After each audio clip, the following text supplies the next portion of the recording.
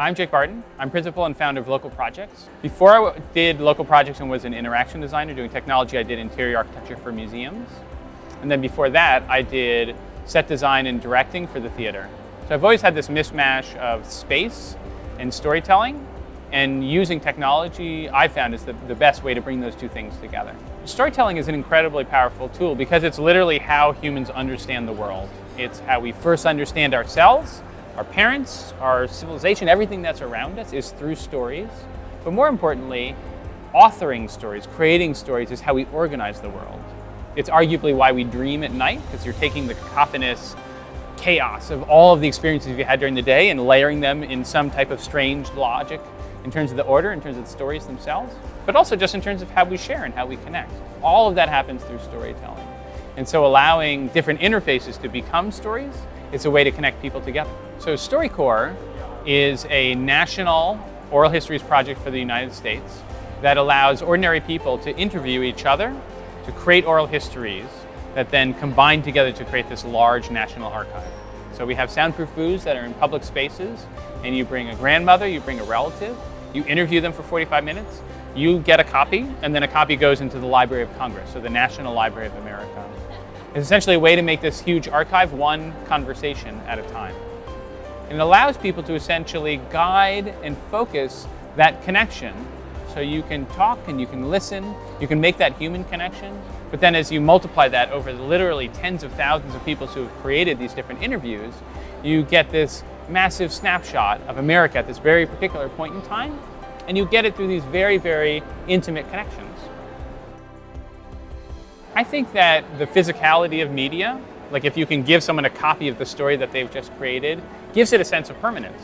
And that's actually really important. One thing that in general people have started noticing about digital technology is the lack of physical representation is actually a huge problem.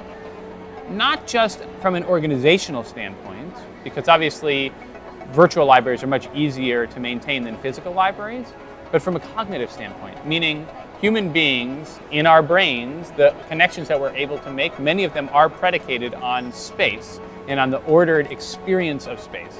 So literally the part of the brain that deals with navigation is called the hippocampus, and essentially if things don't go through the hippocampus, you don't remember them quite as much.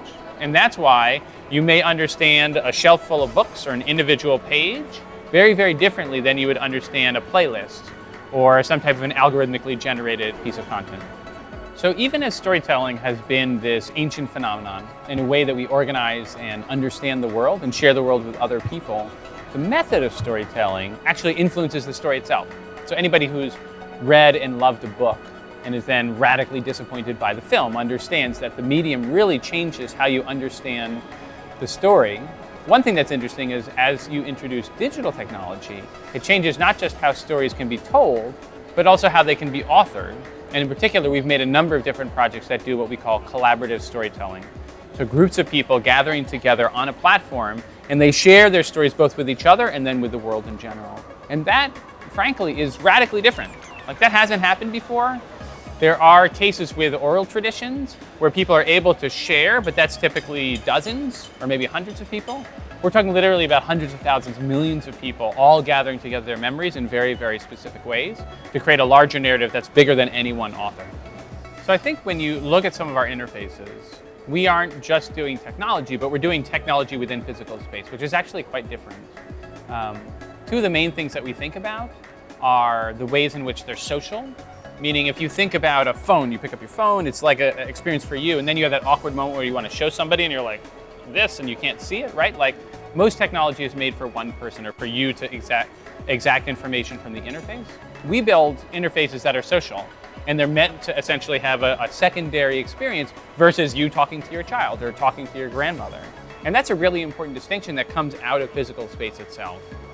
And so when we think about everything from Storycorps to some of our work for the Cleveland Museum of Art that deals with people making different faces or body gestures, or groups of people gathered across a wide interface that are connecting with different parts of the collection, all of that comes out of understanding physical space as an interface and then layering digital interfaces into that.